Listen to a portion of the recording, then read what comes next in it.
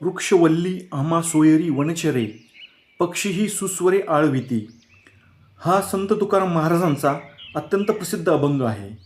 हा अभंग आपणास पर्यावरण संरक्षणाचे महत्त्व सांगतो आणि मानव आणि निसर्ग या अतूट नात्यावर प्रकाश टाकतो. वृक्षवल्ली म्हणजे झाडे आणि वेली, तसेच वनचरे म्हणजे प्राणी व पक्षी हे आपले खरे नातेवाईक म्हणजेच सोयरे आहेत, कारण ते आपली सोय जाणतात.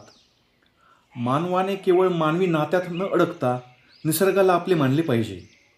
जंगलातील पक्षी सुस्वर गातात म्हणजे जणू काही ते देवाचेच नामस्मरण करतात. अशा या शांत आणि हिरवेगार वातावरणात मनाला शांती मिळते, मानसिक ताणतणाव दूर होतो. निसर्गात द्वेष, अहंकार, लोभ इत्यादी अवगुण नसतात. हे मानवी विकार अंगाला लागत नाहीत. येथे आकाश हा जणू काही मंडप असून पृथ्वी हे आसन समजून देवाची आराधना करावी.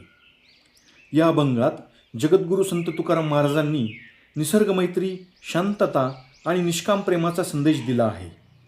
आपण झाडे, वेली, प्राणी आणि पक्षी यांचे संरक्षण करण्याची, तसेच निसर्गाशी प्रेमाचे नाते जोडले पाहिजे अशी शिकवण या अभंगाद्वारे आपणास देत आहेत.